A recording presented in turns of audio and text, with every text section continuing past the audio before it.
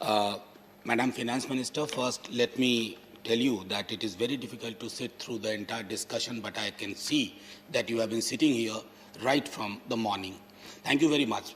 Ma'am, आज मैं सुबह जब मॉर्निंग वॉक के लिए गया तो मैं सोच रहा था, अक्सर उस वक्त सोचता आदमी कि क्या बोलना है, कैसे रखनी है अपनी बात।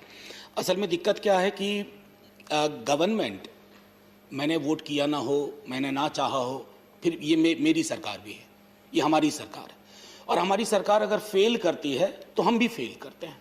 तो हमारी आलोचना को में सुझाव के तत्व भी तलाशे जाएं, सलाह के तत्व भी तलाशे जाएं, क्योंकि आलोचना महज आलोचना के लिए नहीं होती है, कई दफ़ा उसके अंदर मायने होते हैं।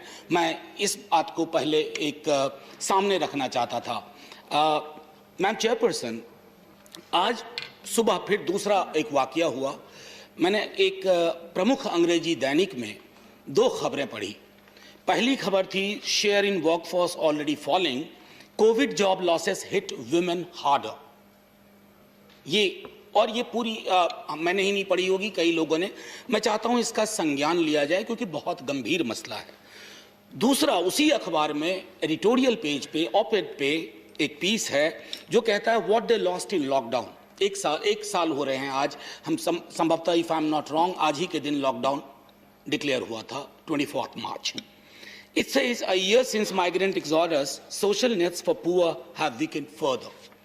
So, मैम, असल में ये फिनेंस बिल है, और फिनेंस बिल के बारे में जब मैं देखता हूं कि section 72A of the bill provides for measures to facilitate disinvestment of public sector, need to raise the revenue is understandable. समझ में आता है कि रेवेन्यू चाहिए, खर्चे कैसे चलेंगे, प्राथमिकताएं कैसे तय होंगी, लेकिन इज इट नेसेसरी?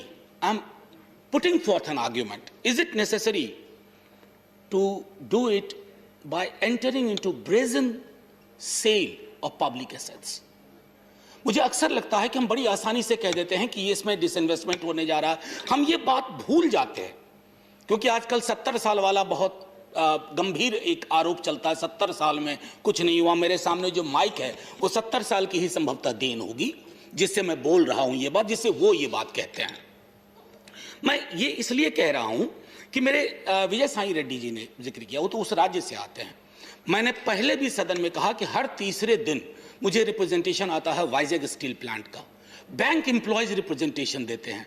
हम उनकी आवाज यहां बनने की कोशिश करते हैं सिर्फ इसलिए कि जब कभी आप इस प्रकार का कोई निर्णय लें तो वो स्वामित्व में बदलाव का निर्णय नहीं होता है, वो उस ऑर्गेनाइजेशन में काम करने वाले लोगों के रिश्ते, उनकी पहचान, उस पर भी असर करता है। तो उनसे क्यों संवाद नहीं होता है? ये मेरा आग्रह होगा। अगर डिसइन्वेस्टमेंट आपने सोच ही लिया है और जब आप कुछ सोच बैठते हैं तो आप पीछे नहीं हटना चाहते हैं, भले लोग दिल्ली के बॉर्डर्स पर बैठ करके कराते रहें।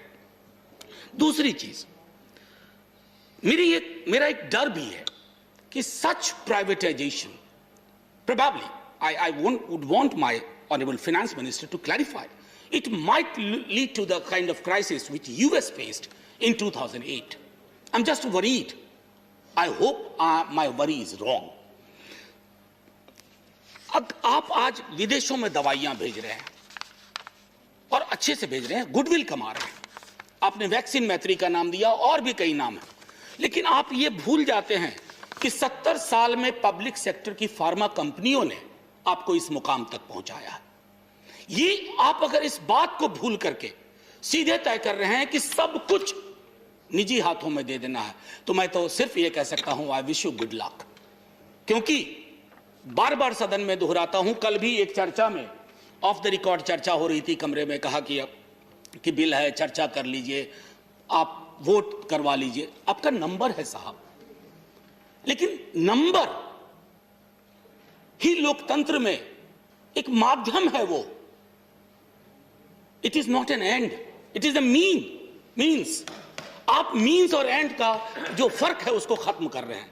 इसलिए आप तो 52 में तो विपक्ष था ही नहीं, 52 में, लेकिन जब मैं पढ़ता हूं 52 में विपक्ष को कितना वक्त मिलता था, विपक्ष की कितनी सुनी जाती थी, और सरकार के अंदर ही विपक्ष था। कांग्रेस के बाहर के लोग बहुत कम थे, कांग्रेस के अंदर विपक्ष था। वो विपक्ष आपके यहां नहीं हो भी नहीं सकता, हो ही नहीं सकता। लेकिन वो विपक्ष चाहिए। अगर हमारी संख्या कम है और आपके दिल में ये बात छूती है तो आपको भी बोलना चाहिए, इस पर आपको कहना चाहिए। क्योंकि मैं तो ये पहले भी मानता हूं कि कोई भी दल, कोई भी विचारधारा अमृत पी के नहीं आए, कि आप हमेशा रहेंगे। ने कहा ना, वो एक विज्ञापन है, डायमंड्स आर फॉर एवर, हीरा सदा के लिए।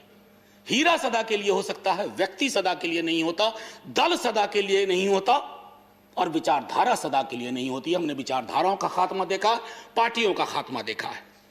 101 और 102 फाइनेंस बिल का कहता है, proposes changes to audit regime for GST to apparently ease the burden on business. मुझे बहुत अच्छा लगता है, मैं कतई नहीं मानता।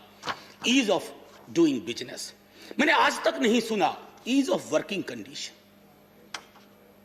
मैं बिजनेस विरोधी नहीं हूं, हो भी नहीं सकता, मुल्क नहीं चल पाएगा, देश नहीं चल पाएगा, लेकिन एक सेफ्टी नेट होना चाहिए।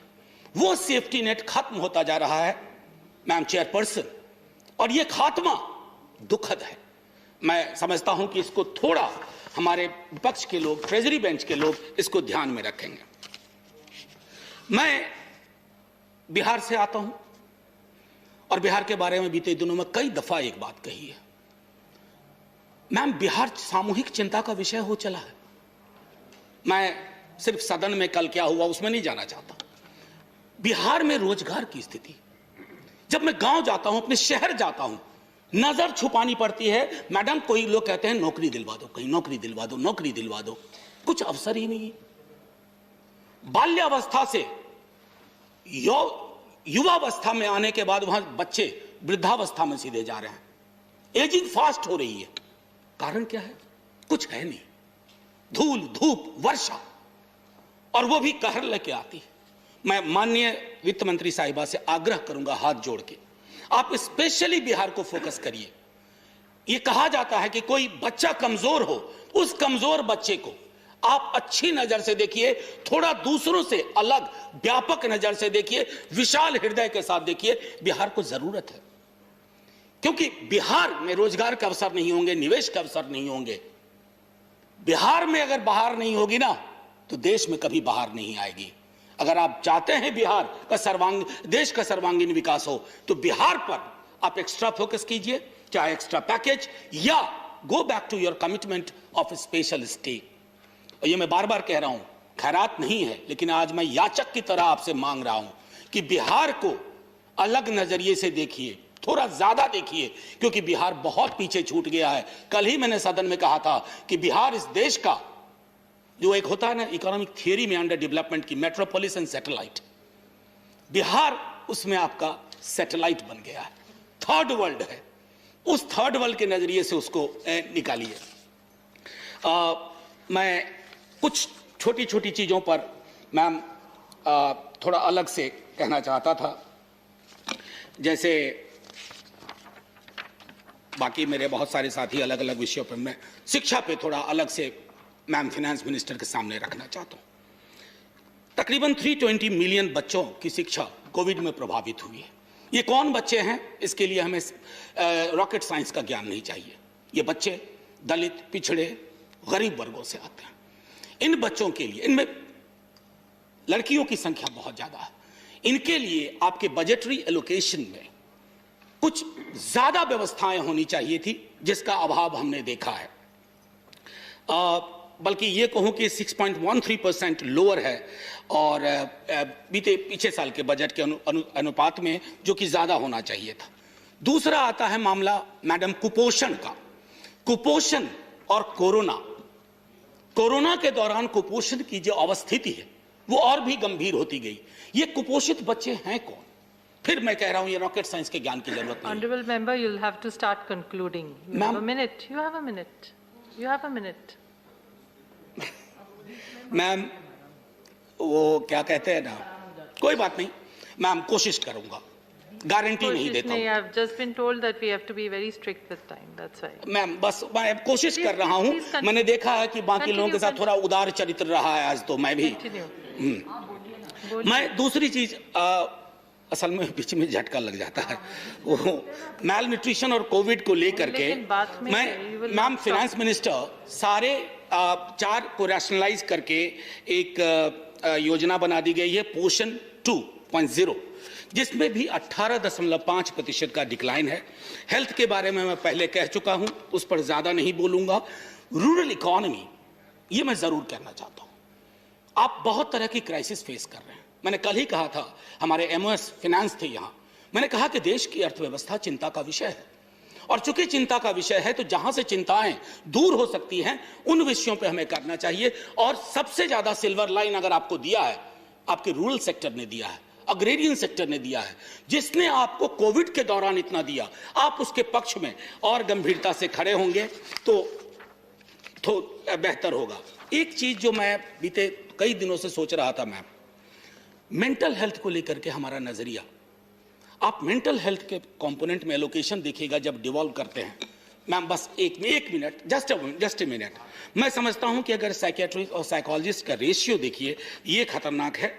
और बजट एजुकेशन को लेकर फिर ओवरऑल कह रहा हूं, 54,874 करोड़ रुपए दिए गए स्कूल एजुकेशन में, which is compare 5,000 less than 59,845 crore. Thank you, ma'am just एक मिनट दे दीजिए। I am just begging for a minute. I hope you grant me that. Investment in education क्यों आवश्यक है? क्योंकि जब आपके संविधान के चरित्र को देखते हैं, प्रियम्बल को देखते हैं, the idea of equity, justice and democracy cannot be achieved without greater investment in education. Ma'am, finally, मैं फिर से कहता हूं कि एक नव उदारवाद का जो दौर है बाजार का, मैं जानता हूं बाजार की अपनी शर्तें होती हैं, लेकिन अमेरिका से ये लहर शुरू हुई थी, लेकिन वहां Bernie Sanders, ma'am just ma'am 30 seconds ma'am, excuse me please, 30 seconds. Bernie Sanders की जो लहर है ना, उससे हमें कब सीखना चाहिए इस देश में भी। और मैं आखिरी में एक बात कहना चाहता हूं, क्योंकि जुगल जी अभी नहीं, हाँ आ गए, इन्होंने कहा था, मैं वहीं खत्म कर दूंगा, शाम गम कुछ उस निगाह नाज की बातें करो, बेखुदी बढ़ती चली है राज की बातें करो, कुछ कफस की तीलियों सा, कुछ कफस की तीलियों से छन रहा है नूर सा, कुछ फजा, कुछ हसरत परवाज की बातें करो। जय हिंद मैम। श्री प्रफुल्ल पटेल जी।